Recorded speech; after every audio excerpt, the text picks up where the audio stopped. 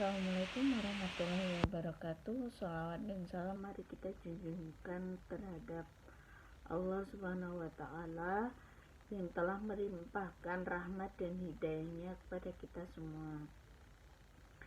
Kali ini kita akan belajar tentang Islam, iptek, dan seni.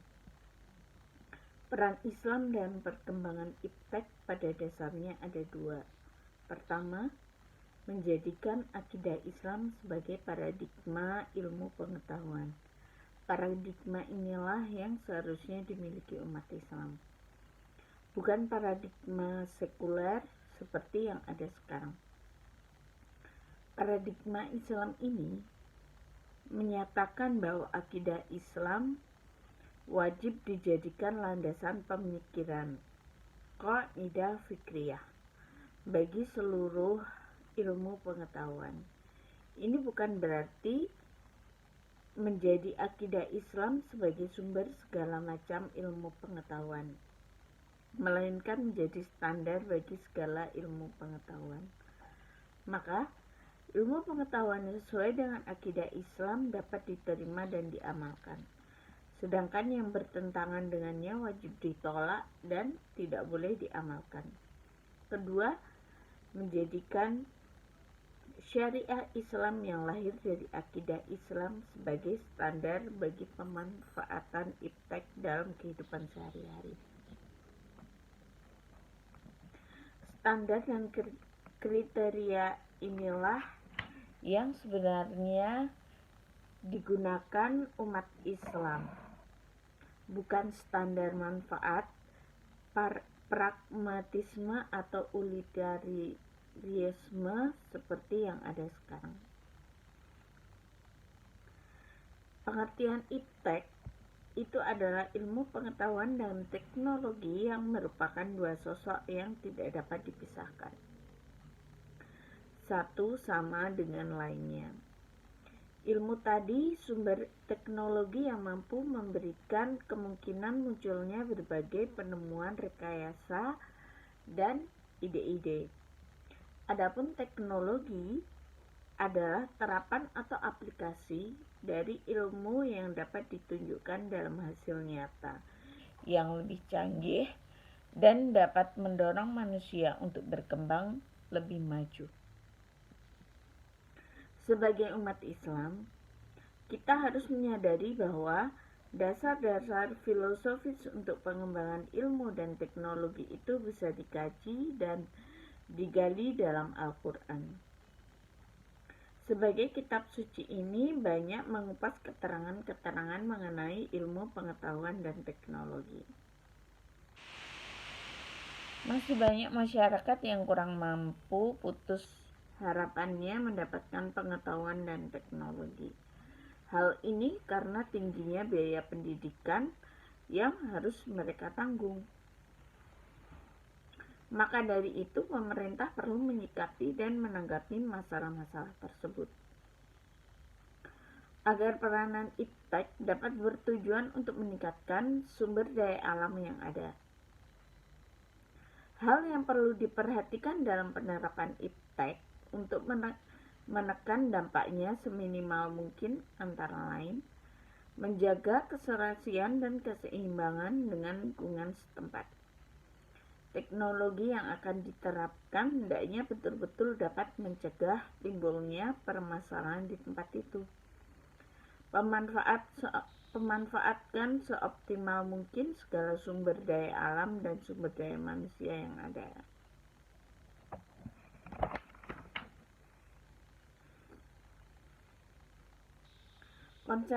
Konsep iptek dalam Islam, pengetahuan merupakan segala sesuatu yang diketahui oleh manusia melalui tangkapan panca indera.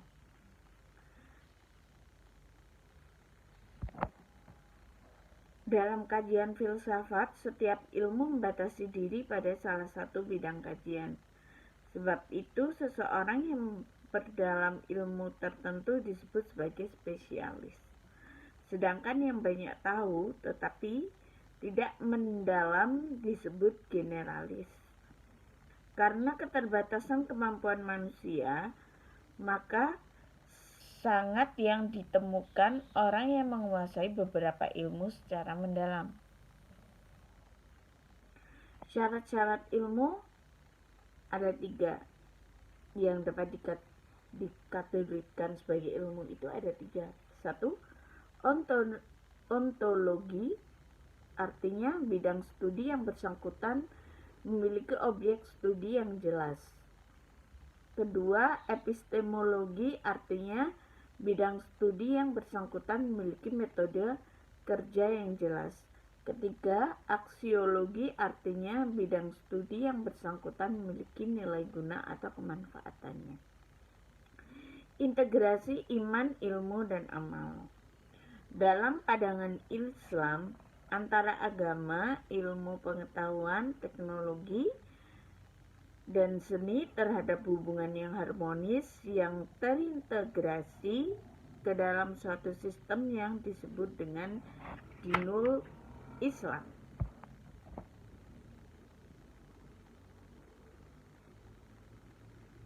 Di dalamnya terkandung 3 unsur pokok, yaitu akhlak, syariah, dan akidah. Dengan kata lain, iman, ilmu, dan amal soleh.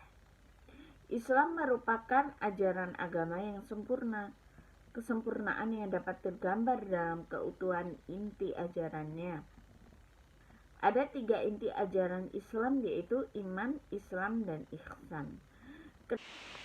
Ada 3 inti ajaran Islam itu terintegrasi dalam sebuah sistem ajaran yang disebut dengan dinul Islam.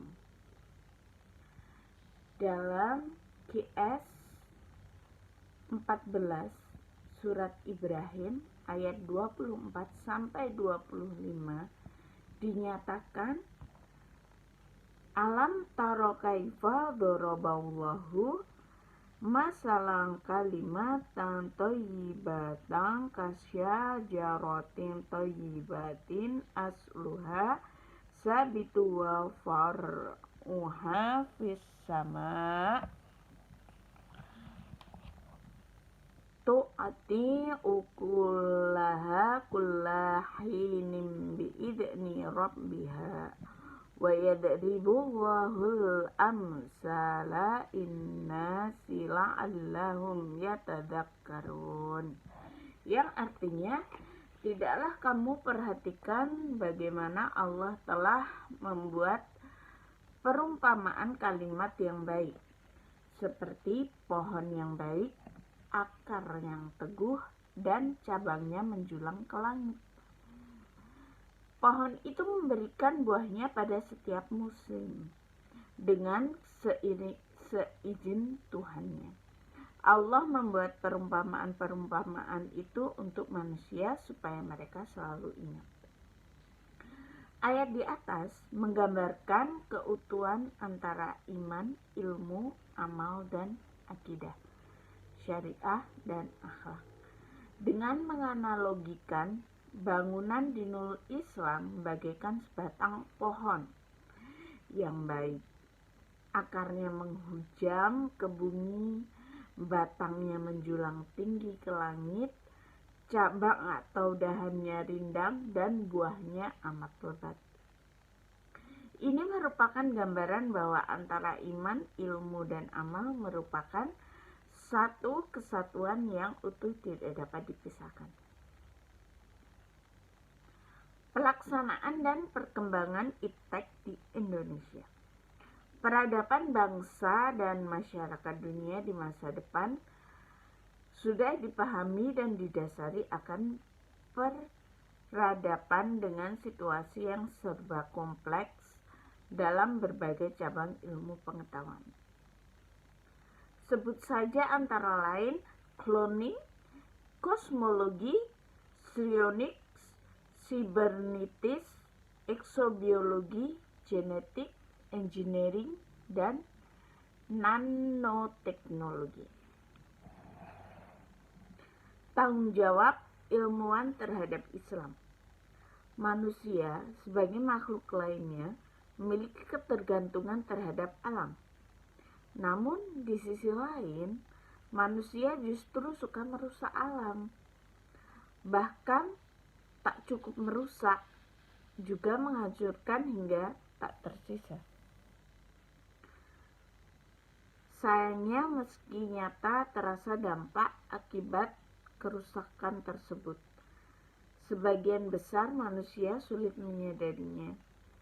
Mereka berdalih apa yang mereka lakukan adalah demi kepentingan masa depan.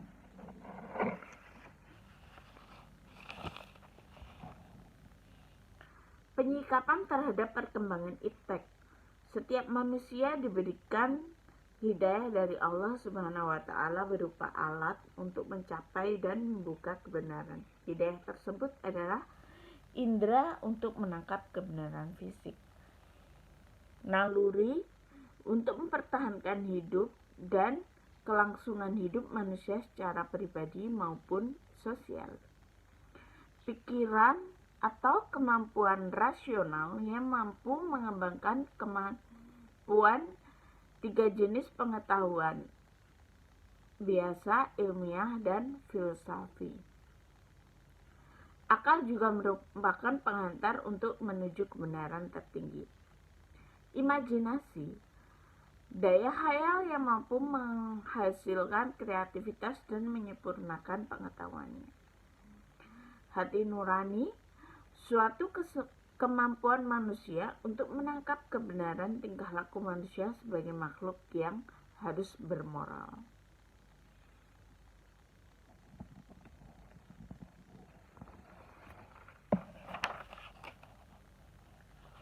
Keselarasan intak dan iptek.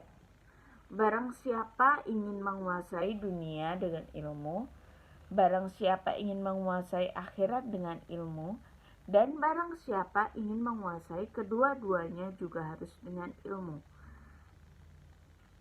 Perubahan lingkungan yang serba cepat dewasa ini sebagai dampak globalisasi dan perkembangan ilmu pengetahuan dan teknologi, harus diakui telah memberikan kemudahan terhadap berbagai aktivitas dan kebutuhan hidup manusia. Di sisi lain, memunculkan kekhawatiran terhadap perkembangan perilaku khususnya para pelajar dan generasi muda kita. Dengan tumbuhnya budaya kehidupan baru yang cenderung menjauh dari nilai spiritualisasi. Semuanya ini menuntut perhatian ekstra orang tua serta pendidik, khususnya guru yang kerap bersentuhan langsung dengan siswa. Tujuan pendidikan sebenarnya mengisyaratkan proses dan hasil yang harus dipertimbangkan keseimbangan dan keserasian aspek perkembangan intelektual dan aspek spiritual rohani, tanpa memisahkan keduanya secara dikotomiskan. Namun prakteknya aspek spiritual seringkali hanya bertumpu pada peran guru agama. Dampak negatif iptek. Bagi masyarakat, sekarang iptek sudah merupakan suatu religion. Pengembangan iptek dianggap sebagai solusi dari permasalahan yang ada. Sementara orang bahkan memuja iptek sebagai liberator yang membebaskan mereka dari keungkungan kefaanan dunia. Seni dalam Islam. Definisi seni. Dalam bahasa Sanskerta, kata seni disebut kilpa. Sebagai kata sifat kilpa berarti berwarna, dan kata jadinya sucilpa berarti dilengkapi dengan bentuk-bentuk yang tidak dan dihiasi dengan indah. Sebagai kata benda ini berarti pewarnaan yang kemudian berkembang menjadi segala macam kekrian yang artistik. Dalam bahasa Latin pada abad pertengahan terdapat istilah-istilah art, artes, dan artista. Ars adalah teknik atau craftsmanship yaitu ketengkasan dan kemahiran. Dalam mengerjakan sesuatu adapun art. Berarti kelompok orang-orang yang memiliki ketangkasan atau kemahiran. Artista adalah anggota yang ada di dalam kelompok-kelompok itu. Ars inilah yang kemudian berkembang menjadi art dalam bahasa Italia, art dalam bahasa Prancis, art dalam bahasa Spanyol, dan art dalam bahasa Inggris. Dan bersamaan dengan itu, isinya pun berkembang sedikit demi sedikit ke arah pengertian yang sekarang. Pendapat tentang pengertian seni dalam Islam. Menurut Syed Hasnat, seni dalam Islam merupakan hasil pengejawatahan keesaan pada bidang keanekaragaman. Artinya seni Islam sangat terkait dengan karakteristik-karakteristik tertentu dari tempat penerimaannya wahyu Al-Quran, yang dalam hal ini adalah masyarakat Arab. Jika demikian, bisa jadi seni Islam adalah seni yang terungkap melalui ekspresi budaya lokal dan senada dengan tujuan Islam. Dengan definisi demikian, maka setiap perkembangan seni baik dalam masa lampau maupun masa kini bisa dikatakan seni Islam, asalkan memenuhi kerangka dasar dari definisi-definisi di atas. Dengan kata lain, seni bisa kita kategorikan Islam bukan terletak pada di mana dan kapan seni tersebut termanifestasikan, melainkan pada ekstensi dari ajaran-ajaran Islam yang tersejawantah dalam karya seni tersebut. Pengertian seni menurut beberapa ahli, Ki Hajar Dewantara mengartikan seni merupakan segala perbuatan manusia yang timbul dari perasaan dan bersifat indah, sehingga dapat menggerakkan jiwa perasaan manusia. Profesor Dr. Suhaji Bastomi mengartikan seni adalah aktivitas batin dengan pengamalan estetik yang dinyatakan dalam bentuk agung yang mempunyai daya membangkitkan rasa takjub dan baru. Dr. Anda Sudarmaji mengartikan seni adalah segala manifestasi batin dan pengalaman estetis dengan menggunakan media bidang, garis warna, tekstur, volume, dan gelap terang. Ensiklopedia Indonesia. Seni merupakan pencipta segala sesuatu hal atau benda karena keindahannya orang senang melihat atau mendengarkan. Fungsi seni sendiri itu dibagi menjadi beberapa, yaitu untuk keutuhan individu, untuk kebutuhan fisik, kebutuhan emosional. Terus alat musik Islam. Musik Islam selanjutnya berkembang sejalan dengan perkembangan musik di Eropa. Penggunaan alat musik seperti oud sangat membantu dalam memahami pelajaran musik Islam. Oud adalah alat musik yang berbentuk seperti buah priang dipotong setengah dan dilengkapi senar atau string sebanyak 12 buah. Oud di Italia berubah nama menjadi iluto. Berbeda dengan Jerman, iluto dikenal dengan nama laut. Terjadi perubahan bahasa penyebutan pada alat musik yang benar-benar sama ini. Prancis menyebutnya lelut, sementara itu Inggris menamainya lute. Hal yang perlu diperhatikan dalam menyanyi. Maka menurut Dr. Yusuf Qaradawi, hal-hal yang harus diperhatikan dalam nyanyian antara lain Tidak semua nyanyian hukumnya mubah, karena isinya harus sesuai dengan etika Islami dan ajaran-ajarannya. Kedua, penampilan dan gaya menyanyikannya juga perlu dilihat. Ketiga, nyanyian tersebut tidak disertai dengan sesuatu yang haram, seperti minum khamar, menampakkan aurat, atau pergaulan bebas laki-laki dan perempuan tanpa batas. Nyanyian, sebagaimana semua hal yang hukumnya mubah, boleh harus dibatasi dengan sikap tidak berlebih-lebihan.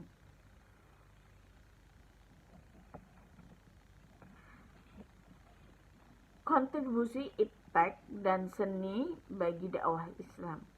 Kontribusi terhadap dakwah. Kontribusi adalah kesejahteraan dan kemakmuran material fisikal yang dihasilkan oleh perkembangan iptek modern, membuat orang mengagumi, meniru gaya hidup dan peradaban orang barat, sampai dibarengi sikap kritis terhadap segala dampak negatif yang diakibatkannya. Bukan hanya bidang iptek saja, tapi dalam bidang seni juga. Contoh-contoh kontribusi iptek dan seni bagi dakwah Islam adalah arsitektur masjid yang indah, membuat para jamaah senang dan nyaman beribadah. Wayang sebagai media dakwah bagi Wali Songo. Perkembangan busana muslim seperti jilbab, media dakwah di televisi, internet, koran, dan majalah. Penggunaan internet, blog, dan situs islami seperti Suara Islam Muslim dan lain-lain. Al-Quran dan hadis dalam bentuk digital semua mempermudah pencarian ayat, terjemah, tafsiran, dan Al-Quran. Penggunaan LCD dan media dakwah sehingga lebih jelas dipahami. Tokoh-tokoh iptek dan seni dalam Islam. Tokoh-tokoh yang berjasa dalam membawa 3 jenis musik tersebut adalah Said bin Misjah, yang dengan tekunnya mempelajari seni musik dan memadukannya sehingga membentuk seni musik yang sesuai. Said bin Misjah adalah pelopor berdirinya bangunan musik Islam. Tidak lama setelah debut Said bin Misjah, muncullah muridnya yang bernama dengan Ibnu Muhriz pada 715 Masehi. Muhri telah maju beberapa langkah dalam mengembangkan musik Islam yang telah dikombinasikan oleh gurunya. Tokoh-tokoh filsafat dalam Islam adalah Ibnu Sina di bidang kedokteran, Ibnu Rushd, pengupas dan penganalisa filsafat Aristoteles yang paling mendalam. Kemudian Imam Al-Ghazali mendapat gelar Hujjatul Islam karena ahli dalam bidang fikih. Yang keempat, Ibnu Khaldun adalah ahli filsafat sejarah. Jadi, perkembangan iptek dan seni adalah hasil dari segala langkah dan pemikiran untuk memperluas, memperdalam, dan mengembangkan iptek dan seni. Dari uraian di atas, dapat dipahami bahwa peran Islam yang utama dalam perkembangan iptek dan seni setidaknya ada 2. Pertama, menjadikan akidah Islam sebagai paradigma pemikiran dan ilmu pengetahuan. Kedua, menjadikan syariah Islam sebagai standar penggunaan iptek dan seni. Jadi, syariah Islamlah bukannya standar manfaat utilitarianisme yang seharusnya dijadikan tolak ukur umat Islam dalam mengaplikasikan iptek dan sunni. Sekian penjelasan dari saya tentang Islam, iptek, dan sunni. Terima kasih telah melihat tugas dari saya. Assalamualaikum warahmatullahi wabarakatuh.